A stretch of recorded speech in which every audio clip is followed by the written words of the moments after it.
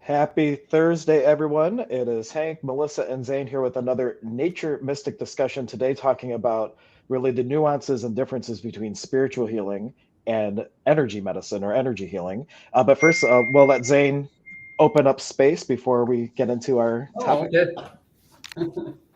Oh, let me Well, grab this.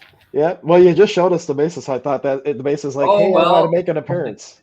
we got this one. We've got that one. And we've got this one.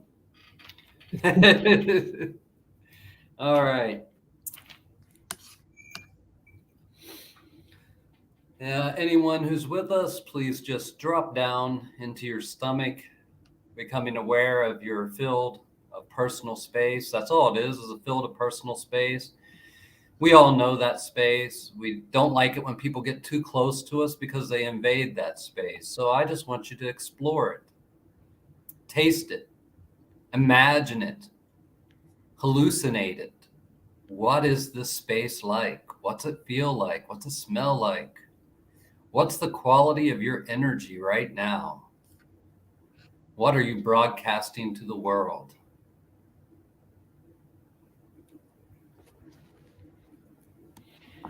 Hey, hey, hey, Pachamama, ambui, Pachamama. Ambui, Pachamamita kuna, ambui. Itu apu kuna, pakarina kuna, ambui.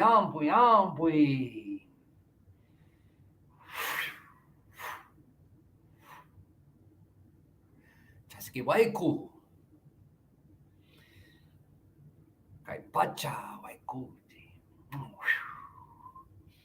Ambui, mama uno, mama cocha. Mama Kia, ampui. Tixi lirpu, ampui. Koiku waiku, yacharichi waiku.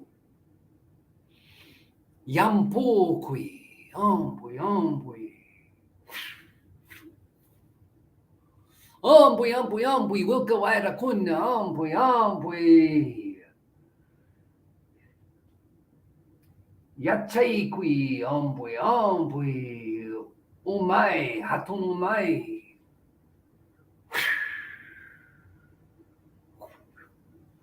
Ampui, intitaita, ampui, wilkanina, ampui. Hey, ampui.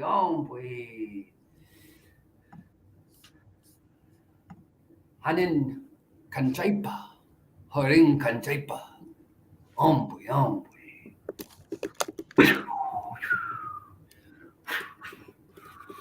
Atinguichi, ampui, apukuna, ampui, nustakuna, ampui. Paco kuna, cuendero, kuna, ampui. Curanderas, ampui. Contiki, virucocha pachamac, ampui.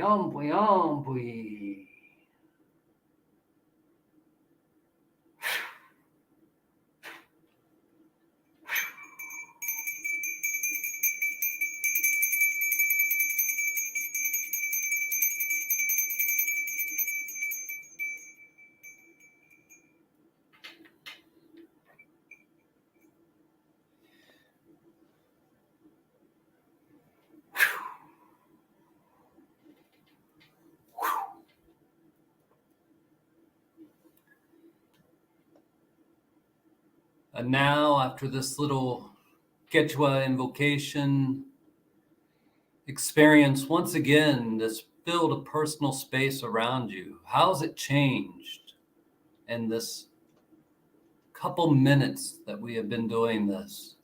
How's it changed? What's different? What are the subtle differences you notice in color, in frequency, in vibration, in shape, in energy? What are you broadcasting now? Ese. It's done. Hmm, Thank you very much. And again, thank you everyone for joining us. Today, we're going to be talking on the difference between spiritual healing and energy healing. And we just have some people just tuning in saying good morning. Thank you for joining us. And this is also a dynamic conversation. If anybody has questions as we move through this, feel free to put in the chat. We love tangents. Tangent is Zane's middle name, actually. So any question, something that's going on in your world, you want guidance from that, you maybe we can give you something from this tradition that would give you of an asset. We can definitely take this any direction.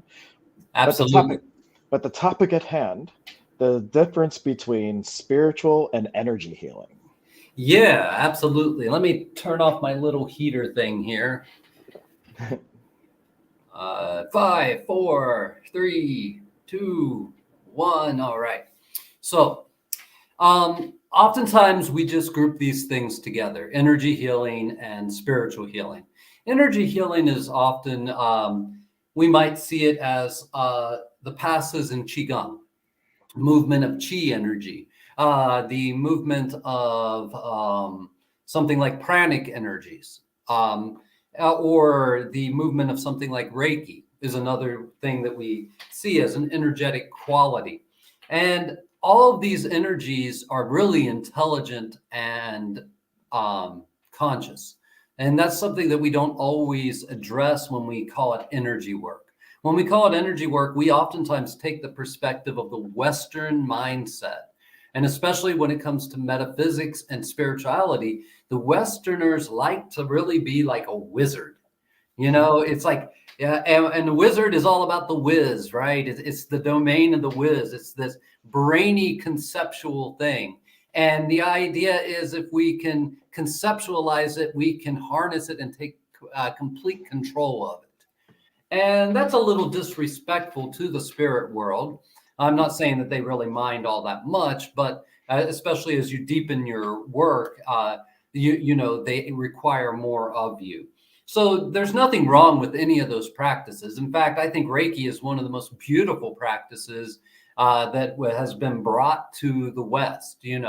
I think that it really, especially around the time of the harmonic convergence of '87, I think that it had a lot to do with the current wave of consciousness expansion that we're actually at I feel we're at the lagging ends of right now. I don't think, the big wave really happened in the '80s, the mid to late '80s. That was a humongous wave in consciousness expansion. Through the '90s, it continued to gather momentum. And then in the 2000s, it's kind of dissipated. That's not a bad thing. That means that it's been embodied. That means that it's being embodied on many different levels and starting to cause changes. It's just like psychology. The psychological movement started in the 19th century there with Freud and with Jung and Anna Freud and all of them who brought these concepts forward. Now their work is something, in the '70s, it was pop psychology. Everyone, it was real poppy and everything. Now it's not even popular psychology. It is just considered common sense and fact now, that we have these ways of perceiving reality and that we have the either ways of gearing ourselves for better success or for failure, that we actually can, to some degree, gear our consciousness toward these goals. And so we're now at this point where I believe that we need to start focusing once again on the spiritual, on the spirits of these traditions. And especially in our tradition, we don't do anything alone. That's one thing that we start off with from the beginning. It's not by your power alone.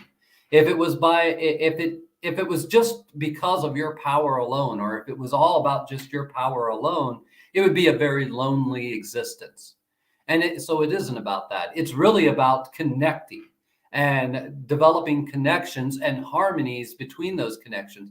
The art of shamanism is the sacred art of relationship. It's developing relationships with the unseen world. Now, energy can be one phenomenon of that unseen world, but there's a lot more to it than just energy. I often, uh, it's not that I take offense to it. I just think that there's an element of disrespect when we just kind of encapsulate it in energy. And what that obviously is about is people's comfort zone. You know, people are comfortable with a nameless, identityless form of deaf, dumb, and blind energy that's like fire or something. That's how we see it. Like you put the gasoline in your engine and your engine sparks it, it becomes fire, which is translated to energy. And we think of energy in that way as a deaf, dumb, and blind resource that we can take control of and then to push toward our goals. But if we really start to look into the shamanic and the animistic traditions of the world, we start to see that everything is alive and conscious on some level. And because everything is alive and conscious, we are developing relationships with it. And if we can develop better relationships, that increases our amount of personal power, because our amount of personal power is not based in ourselves, but based in our relational world, how we are able to keep strong relationships and healthy relationships with others, how we are able to have correct boundaries with people. If we don't have correct boundaries with people or correct boundaries with spirits, we can find ourselves very quickly becoming ill. So spiritual healing is the idea that there is a group of spirits that are working with you, that you're not just doing it on your own, and that group of spirits have their own intelligences as to what is best to be done to balance the situation. In all of our healings that we teach, there are two major spirits that we are always communicating with on behalf of our client, and that's their pakarina, or the feminine spirit of their birthplace, and their ituapu, the masculine spirit of their birthplace, which can be seen as guides or scouts that will lead us into the transpersonal realm of our clients' id and their ego, or their unconscious and their consciousness. And that's where most of our healing is done, is in those realms. So we always invoke and evoke those two spirits to help us, because they know what our client is here for. They know what they created this soul body for them. Because in our tradition, you aren't born, you don't come to this world with a soul. You get a soul the moment you're born. Now, you have a spark of the divine within you from the moment of conception, but you are not a soul with a soul purpose at all until the moment you breach the birth. The moment you are brought into this world and you take your first breath, the soul body envelops you. And within that is all this information that this masculine and feminine spirit thought was pertinent for your life. It's like the genetic codes that are passed down in your DNA from your mother and father. These are like spiritual codes that are given to you to help further you along your progression in this lifetime. And with that, certain different life paths, certain different reality tunnels that your experience may take you down, that are all trying to get you to a certain point of development that you will then, at your last breath, give back to the entire world. So with spiritual healing, what we're doing is we're coming into alignment with certain spirits that know information that can help us along our spiritual walk on this planet, or along our soul's path, can help us to get there. So that is, I would say, the major difference between those two. We in the West like to make everything something under our power. So if it's a spirit, well, that's got an identity all its own, right? That means it could do something outside of what we're thinking, or outside of what we ask for. That it has that ability, and that scares people. It scares people because we aren't so good at relationship in our country, in our culture. Loneliness is the number one illness of our culture and leads to most of our ills is that we don't know how to sit with one another. We don't know how to just be with each other. And what I mean by that is, next time you're with someone you love, or a friend that you really know, try just sitting there and not saying a word to them. And you will soon realize how internal you go, how internal, and all of your inferiority complexes start to come to the surface. Oh, are they mad at me? Why aren't we communicating? I mean, even if you tell them beforehand, I'm doing a little experiment. Let's see how long we can sit here and not say a word. And you're going to hear giggles and all kinds of stuff that is trying to break the silence, because we don't know how to be in a one-on-one energetic relationship with the other members of our own species. So it becomes frightening when we think of a non-corporal entity and developing a relationship with it, where we can't read its facial expressions, we can't follow its body language. We have to really trust something much deeper, which is our ability to form that relationship in the first place.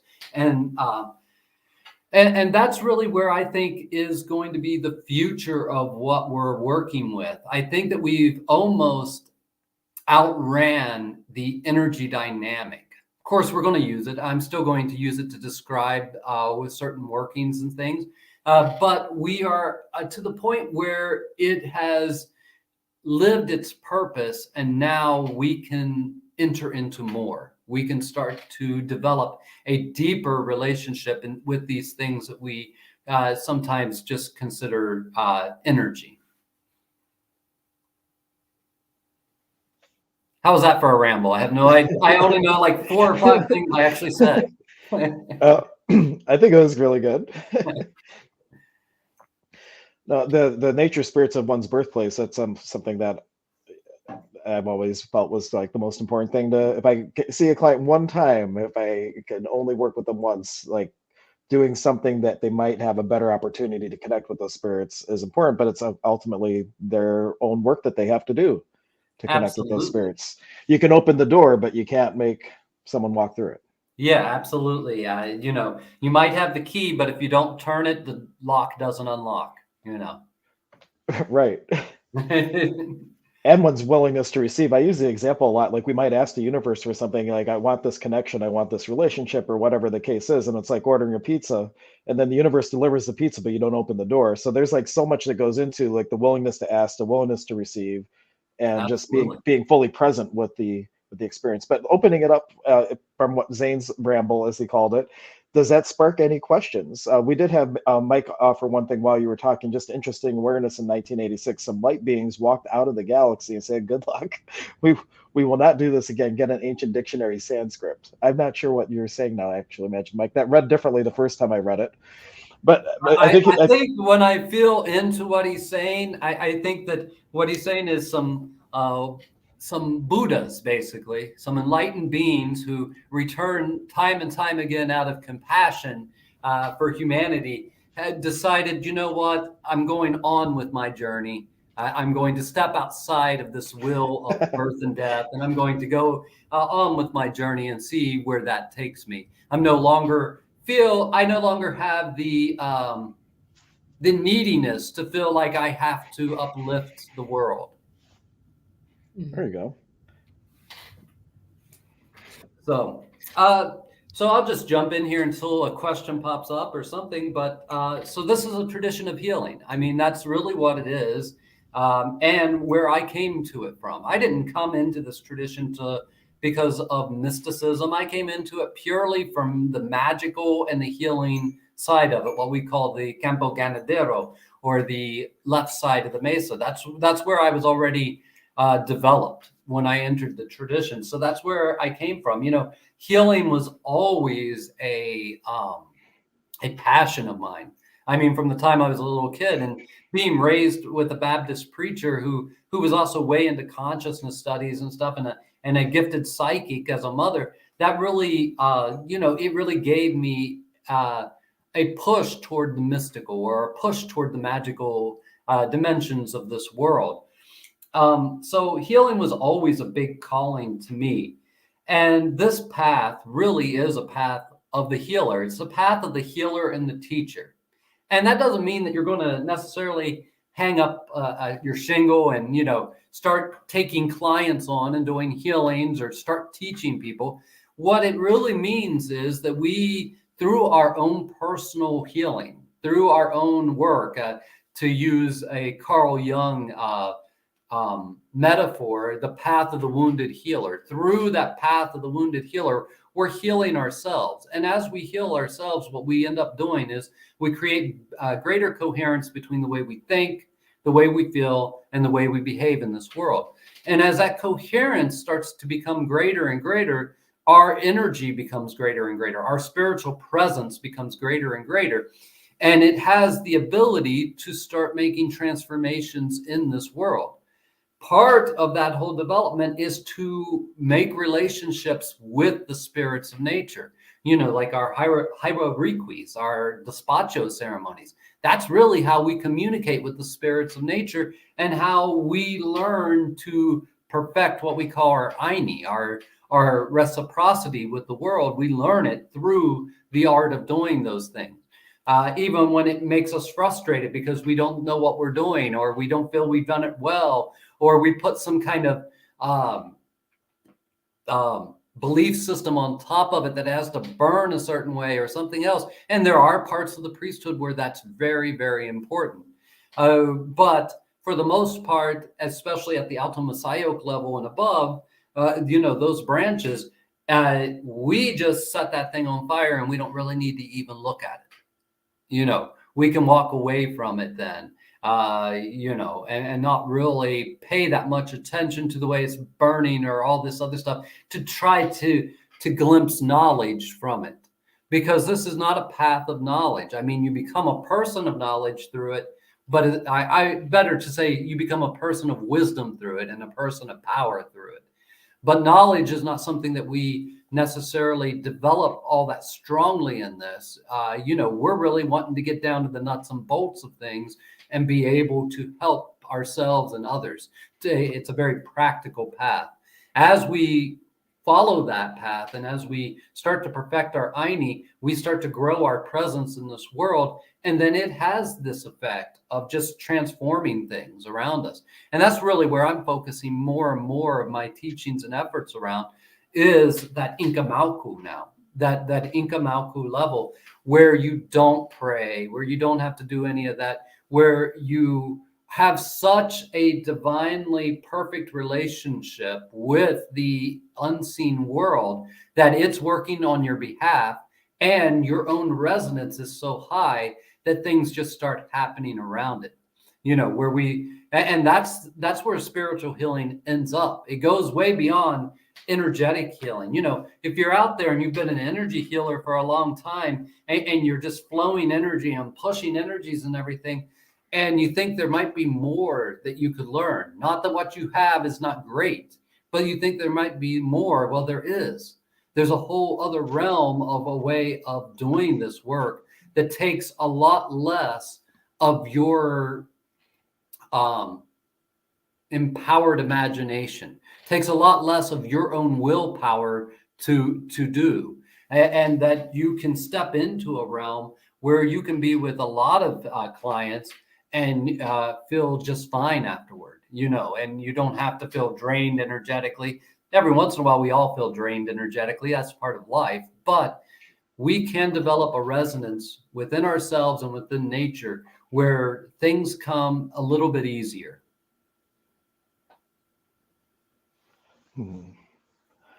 Percolating a question. For one, anybody watching, if you have a question, let us know. But I was curious about this question popping up and seeing what you have around it. Life path versus soul path. Would nature medicine or energy medicine more be focusing like the mechanics of making like life, like how like your choices work better, but not necessarily aligned? And like spiritual healing is more like aligning the soul path and the life path together.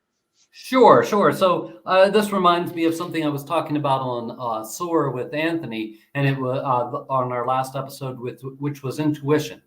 And a lot of people, so intuition is this interesting energy or interesting phenomenon.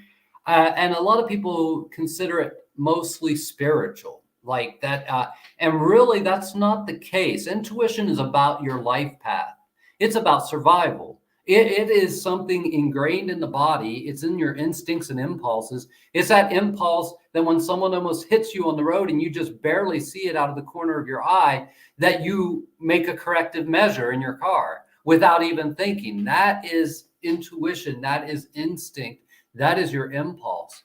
So that is all about this life path right here. And what is it mostly concerned with?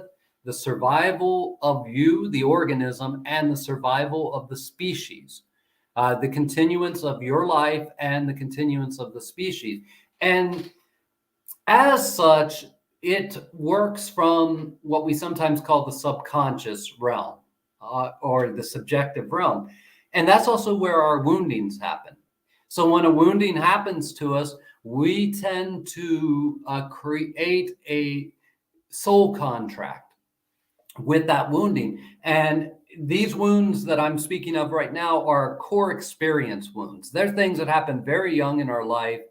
And because of these core experiences, like feeling abandonment or that you're going to be rejected, the fear of physical pain or abuse, these things, because these occurrences happen to you at a very young age, you don't know exactly how to deal with them because you don't have the developed wisdom. So you oftentimes do what's best at your level of functioning to survive it and to make sense of it. And that becomes a soul contract. That becomes written into you. We call them imprints as well. It becomes something that is a mixture of mental belief systems, a mixture of emotional feelings and trauma. And when we have that, that colors our intuition. Then our intuition, as I said on that show, then we start to see it as only a safety mechanism. Anytime the intuition comes online, it means that we're in danger. Why? Because that's how we originally developed our intuition. If you were traumatized, you developed it through trauma. So every time you feel the intuitive pulse, it reminds you of a trauma that happened. It puts you back into fight or flight, into anger or fear. And because of that, it colors what your intuition might tell you to keep you safe. Now that you're a fully functioning adult, we need to go back in and reset those those soul contracts with a sacred contract, so that we can take that wounding and transform its energy in our lives. We can never remove it. It's never gone. But we can learn to make it medicine that can move us forward in life. So that's a very important aspect of intuition, which keeps us on our life path. But our life path will not get us most likely to our soul path. What we really feel, what it will get us to is doing the things that we need to in life to survive and um, to have descendants that will survive after us. Those are the things that it's mostly concerned about, is keeping us in those cycles, in those routines. Now, our soul path is something that brings joy, it brings fulfillment, it brings happiness to us. It's something that we came here to do. And it's not, and in some senses, it's arbitrary. There's an arbitrary nature to it, because eventually, when we understand what our gifts and talents are, and we understand what direction our spirit path is taking, we then kind of put the finishing touches on our soul purpose. It isn't that you have this one thing and that's the only thing you were ever supposed to do in this world. It was that you have these several things that you could do. They all lead to a similar place in existence. They all have a similar destination, but you get to decide that final quality of your soul path, how you're going to apply it to your life. But that only comes into full uh, that only comes fully into focus once we start to awaken our soul. So we came into this world with three bodies or three energies that help us to perfect our Aini, as we call it in the tradition.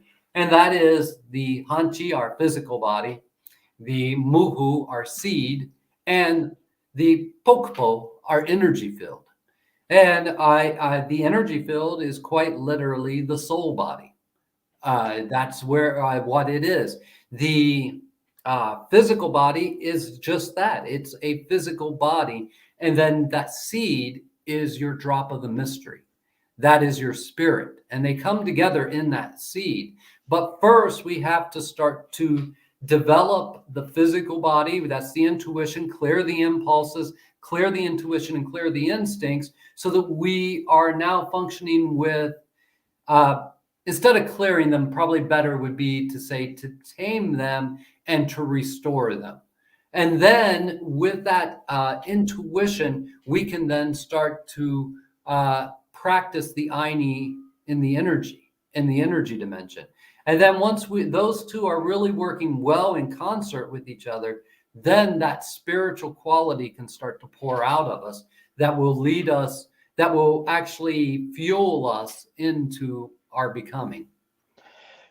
As you talk, I'm just curious, like inspiration and intuition, or not inspiration, intuition and impulse seem to be kind of, or instinct seem to be kind of one and the same the way you're describing it. And it's more about like, if you have an inspiration coming from that spark, is it coming through distorted or not distorted based on imprints and things of that? And as you clear and clean or tame that, then you get a more clear vision of that still small voice from yourself.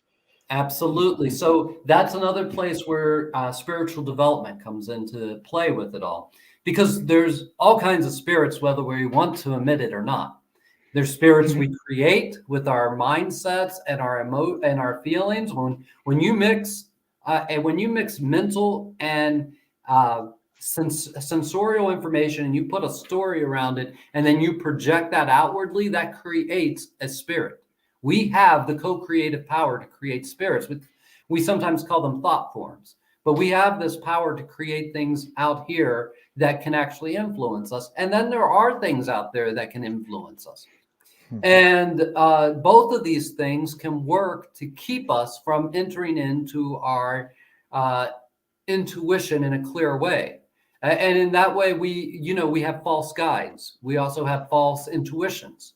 Uh, and not to say that intuition is always perfect and that we always intuit perfectly and receive it in a perfect form. But if we have that experience where we have been traumatized and we uh, function at a certain energy vibration because of that trauma, and our intuition comes through that energy vibration, maybe fear, then spirits that feed on the energy of fear will be around us and will be playing with our intuitive sense to cause us to fear more often from every intuitive impulse that we have.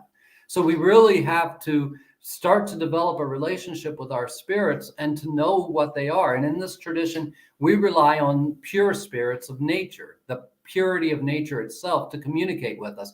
Why? Because nature doesn't communicate. One reason is nature will not communicate with you through your mind. It's not going to do that. It's going to communicate with you through your feelings and through your heart center.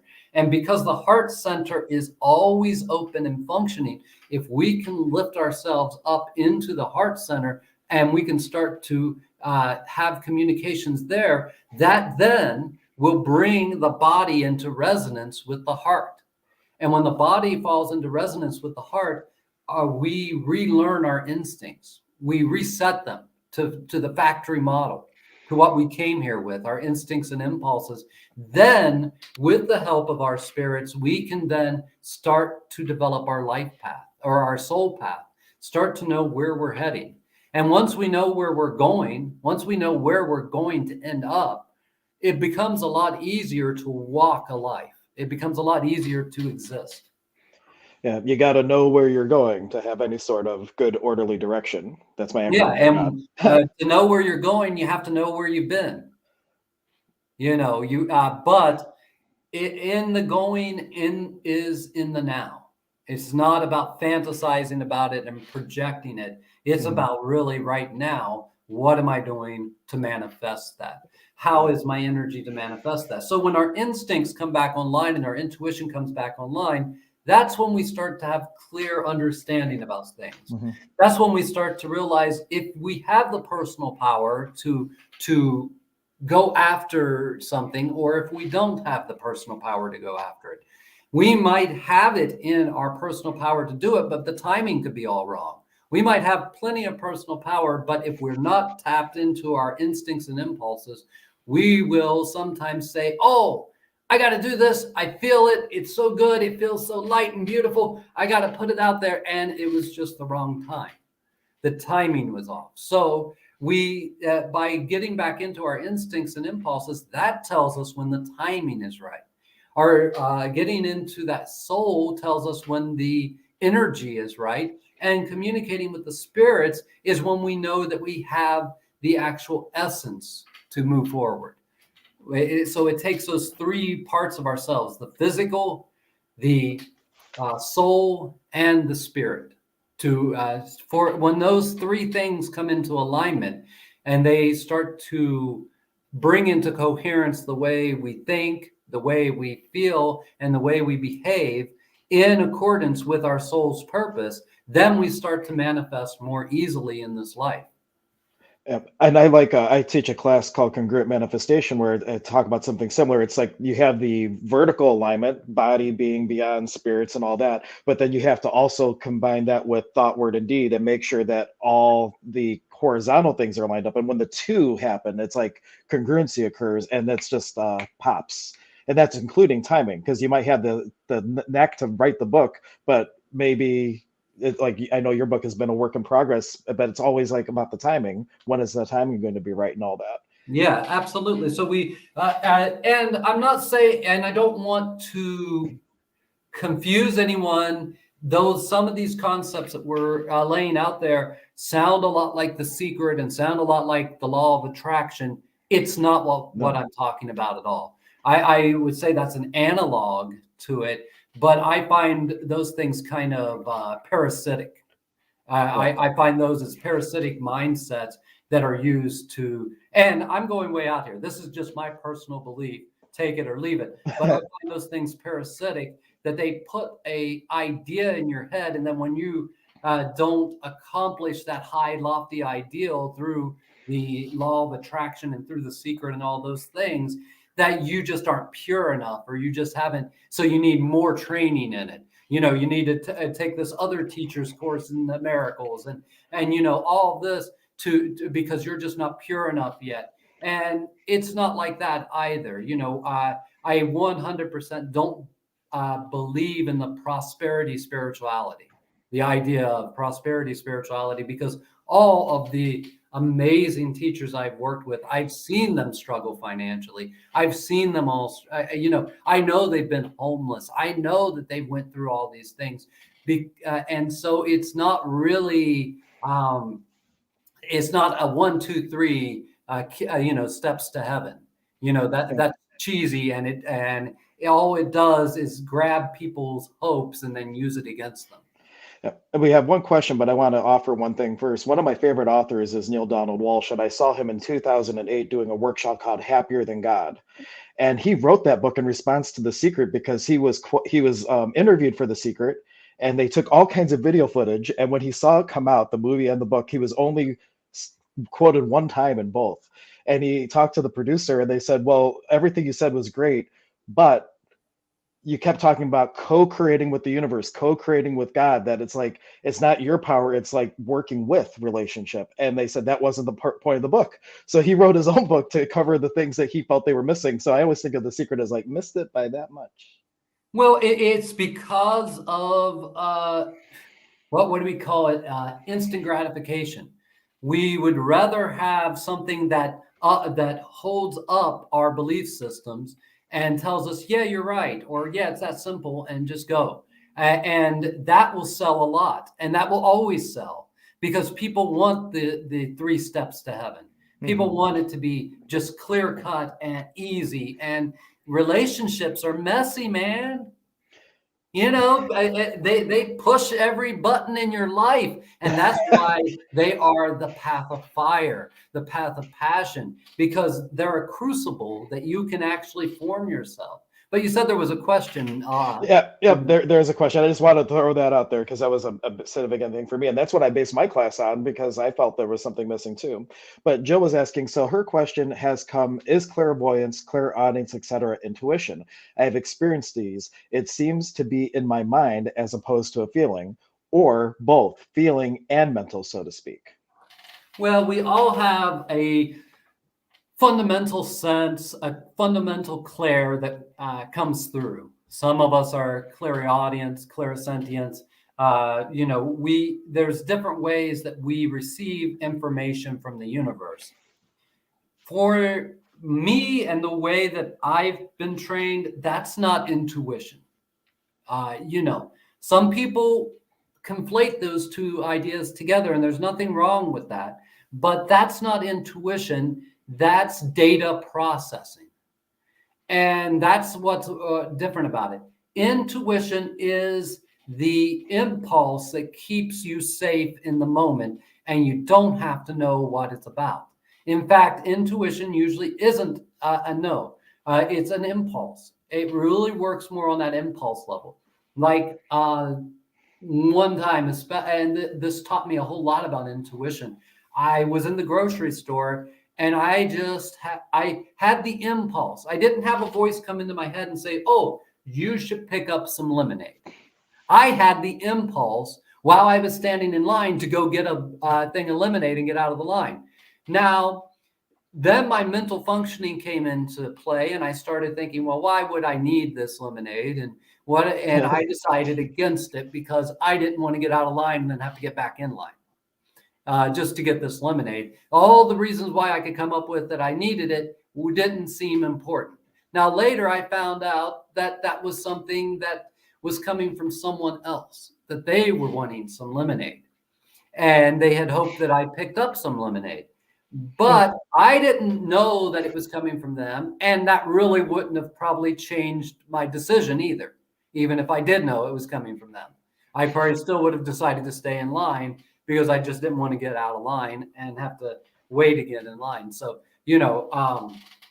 but impulse is or instinct, impulse, intuition, they're all related to each other.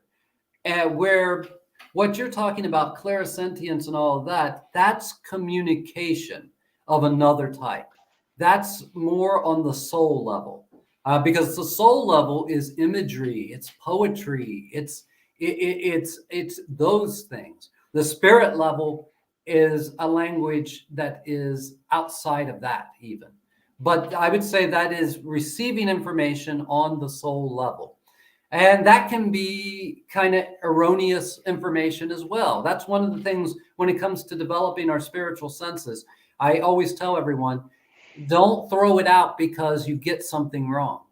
You're setting points of reference every time you decide one way or another. If you get a phone call and you say, "Oh, I think it's Hank," and you pick it up and it's Hank, that's a point of reference. If I said, "Oh, I think it's Hank," and I pick it up and it's my mom who's dearly departed now, which would be very surprising, and it's someone else, then that's a point of reference too. You never got a wrong intuition. You're just setting points of reference. And eventually you get better and better at reading the intuitive hints you're getting. Now, what I always tell everyone is sometimes you flub up when you're balancing your checkbook, right? Sometimes when you're thinking about how much it is easier now since everything's digital and you can pretty much just go on your phone and look and see how much money you have left in your account. But even there, it can sometimes get off. That doesn't mean that we throw math out. That doesn't mean that we get rid of balancing our checkbook and say, well, I can't trust this. So that's a big part of developing our intuition. When we start to work with the clairs, though, we're talking about psychic ability.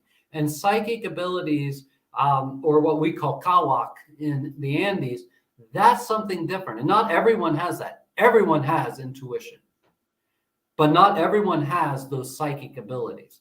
Not everyone can see something. Not everyone can hear a voice talking to them in their head that's outside of their own internal monologue. Those are gifts. Our intuition, though, when we receive an intuitive hit, if we are clear enough, we can bring that hint up. Now, one of the things is intuition is about taking action. It's about acting right now. It's fight or flight. It really is the same mechanism that fight or flight is, except for it's another way that our body can go into things. Fight or flight is when we externalize what we're experiencing to some degree. But the pure energy of fight or flight was intuition to begin with. It had no emotional context to it. And that's why when it was over, we used to be like deer. We used to be like a bird that almost got caught by the cat. It flies off, then it comes right back to the same place as if nothing ever happened, and it doesn't have a care in its mind. But we have some other spiritual gifts, the gifts of imagination and the gifts of passion that are developed to the level I consider of the gods. And that gives us a greater co-creative power in the universe. And because of that, our neurology had to also upgrade. And our neurology gets so complex that around the time of, I think it's about 3 months or so, we are no longer able to reset our fight or flight when the danger is gone. We have put down some type of soul contract that tells us what that danger meant and how we have to watch out for ourselves and all this other stuff. We have put that in place by that point. And that's around the time that the baby's startle response vanishes. That startle response is is nature's fight or flight. A baby, you go like that, like you're going to, and then you're holding them again. They don't have to sit there and cry for 25 minutes because you almost dropped them and have all these mental and emotional stories about what that means because you're a terrible parent or something. They instantly go back into trust and loving you. Even if they were dropped at that age, they'll go right back into trust as soon as the pain's over. So, but that changes. When that startle response changes, that changes in us too. And we aren't so easily able to move ourselves out of fight or flight. And that then fight or flight chemicals damage the hippocampus and keep us in a prison of our own fear. We quit seeing the world as opportunities and start seeing the world as danger. We quit seeing the world as new and novel experiences, and we start to see the world as I've been there, I've done that. We start to dismiss everything because that's what that place is. So when we're damaged in that way, we can't get clear intuitive hits. But intuition is like original magical thinking, humanity out in the jungle. Suddenly you feel like I better get the hell out of here. So you run. You don't have to look around. That's something we do now. Oh, I wonder what's coming. Well, by the time you get done looking for it, guess what? That alpha predator already has you. Because what you have is instinct and impulse and intuition to protect you. Humanity's not the fastest and we're not the strongest. We are almost dwarfed by every other predator on the planet. So we are not the fastest or the strongest, but what we have is intuition. That is the gift that allowed humanity to continue to develop and to and to grow the way we have. That is the only reason we're still on the planet. It's kind of humbling, isn't it? And Jill did say thank you. I think that she that answered her question and more probably.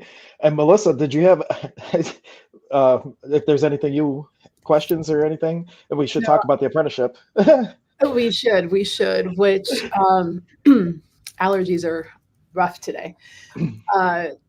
I think on both of our sites, we have the sign-ups. Yep. So you can sign up on either my site, goddesslead.com, and under events, you'll see in the drop-down, the Shaman Apprenticeship.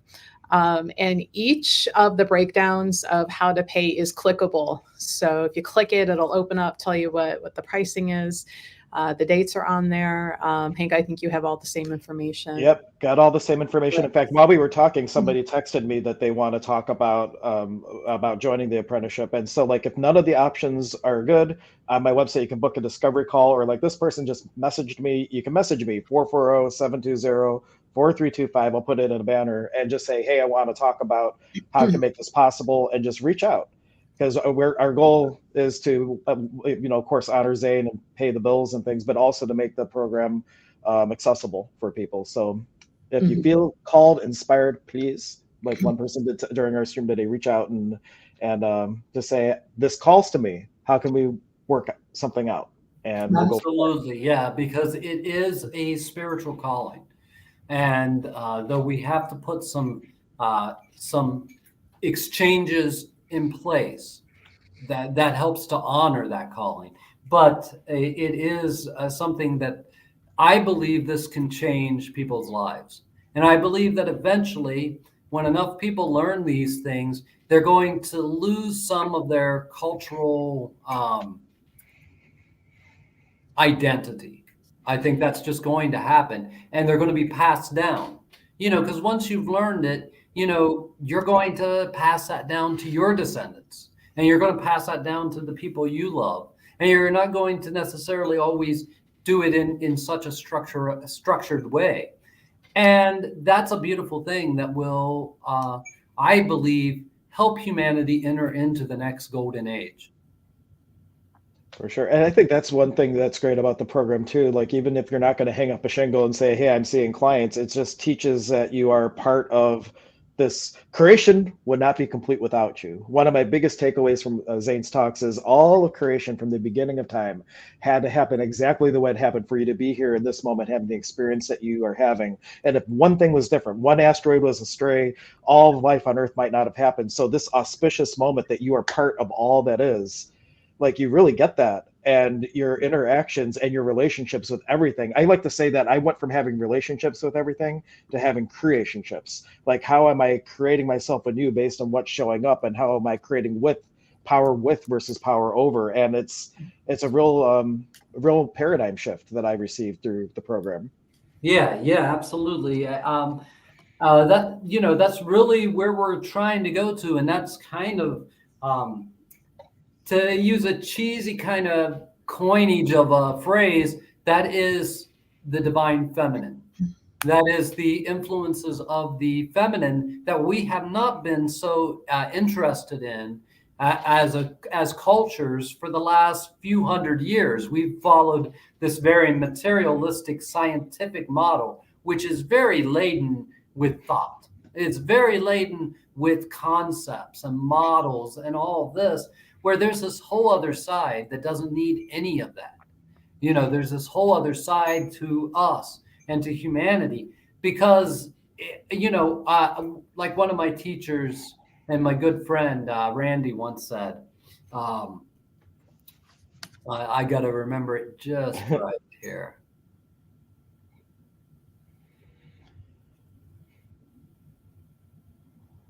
I lost it. Oh, well. It will come back. Maybe it's for next week. And what? Another thing that's inspired it, probably not of time in 6 minutes or so, unless you can go. Or I know Melissa has to get off right at a little bit before 11 because she has a vendor or whatnot. But we have talked in the past about the communal serpent and the conquering lion, how we move from this masculine, feminine concept, and how important it is to not let the pendulum swing all the way to toxic femininity. We've had a lot of toxic masculinity, that it's time for the communal serpent and the conquering lion to get married and to have this balancing. And that's a concept that's very important in where we're going as humanity. And we have that opportunity right now. We have that opportunity, but it's a what if. It's part of our prophecy of the Pachacuti. It's a what if always. We get to decide as humanity if it's time or not. But cosmically, energetically, and spiritually, we have a door open where we can create the marriage of heaven and hell, where we can create a marriage between all oppositions. Doesn't stop the opposition from being. That's something very important for us to understand. This life will always have opposition. It's part of what makes it divine. It's part of the divinity, not against the divinity. We often like to scapegoat something out there so that we don't have to take personal responsibility. Well, this is a tradition that says, no, you have personal responsibility within the divine dualism. We're not trying to get rid of that. We're trying to honor it for all that it is and learn our place within it, because we are dualistic beings. We were born that way. We were supposed to be that way. Yeah. And somebody was just wrong one. I was trying to click on toxic femininity. Never heard of her. There is though. There's the like, opposites of gradient, like masculine, feminine. There is a distorted and non-distorted version of both masculine and feminine energy, and we call the distorted version toxic. That's just us labeling something like that. But it's like in astrology of skilled and unskilled applications of energy. With the masculine and feminine, there is a skilled and unskilled application of the energy, and the real magic is walking that middle path, as we learn in this tradition, and being able to pull from either side without getting to the distorted part of it. Since we all are both have, since we're all both masculine and feminine, and it's about developing both sides of ourselves. Humanity, if you really want to get into it, all of humanity is feminine. The male is a abstraction of the female. In our tradition that comes from, our the religion that is our main religion, we say the woman came from the man. The name woman means from man. But if we look biologically, we realize that men are a deviation of femininity. We are something that nature decided was imperative to take one part of humanity and to allow it to grow in a different way and for it to have all those qualities. So we're all really feminine. Everything on this planet is feminine. So that's how I would really point that out. And, so we are learning to develop both those qualities within ourselves. And until those are in harmony, they're toxic. So I know Brooke, and she's being sarcastic. Oh, she's very sarcastic. Oh, okay. Well, I thought it was a real question, and I'm glad for it because it opened a door for some additional knowledge to come down. Yeah, and it's all beautiful. I mean, really, I think that what we really need to look at is, as long as we cannot harmonize the opposing energies in life, and those opposing energies are classified most beautifully biologically as masculine and feminine, until we can harmonize that within ourselves, we will continue to be toxic. Mm-hmm. Yep. And part of the work to learning to untoxify that is learning how to be in Aini, right, relationship harmonization in flow with everything around you. Absolutely. Yeah. And that doesn't mean that you always have to accept everything around you. When you're in flow is when you can decide, hey, I celebrate you, but I'm not going that way. There's nothing for me down that path. You have at it. And we can become that way. But until we actually have that all sorted out, until we have retaught our instincts and our impulses to keep us safe and to show us new opportunities, until we've done that, really all the rest just seems like conceptual philosophy, because it's really about embodying all these things. And the intellect, I think we're, as my teacher Randy said, I remember now, as a good friend and teacher Randy said, we have pushed the frontier as far as we can down the scientific reductionist mental movement of life. We are at the apex of that, actually. All we're going to do is make it faster. That's all we're doing now, is making that all faster. But if our humanity does not catch up with our intellect, what will end up happening is that we will fall into greater and greater imbalance. And as we fall into greater and greater imbalance, we will start to lose the things that we have accomplished up to this point through that reductionist scientific mindset. If we don't start to bring in the heart now and that feeling sense and give it the same amount of credence that we give intellectual concepts and models, then we are not going to grow as a species. Going from the kingdom of me to the kingdom of we, and you can only do that through right relations. So absolutely. Cool. Well, Melissa had a duck out already, but why don't you go ahead and close our space? And I want to thank everybody for touching in. I put in the description of the video, there is a link for more information about the apprenticeship, or you can text me. I put up the banner before, or just reach out by messenger, whichever is best. And thank you so much for being here.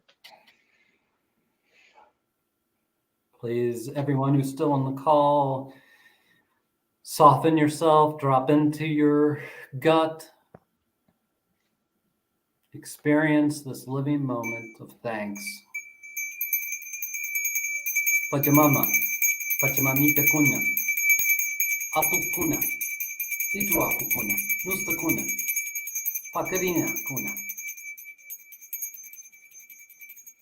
Mama Uno, Mama Kocha, Mama Kia, Ukavaira kuna,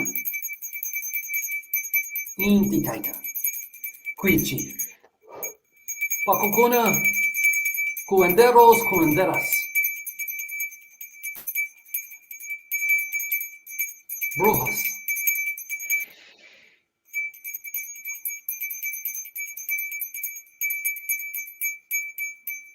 Texe Muhu Amaru, Kontiki Virukocha Pachamak, Raukuna, Erpichai, Sonkonchai, Munaicha, Sopaiki.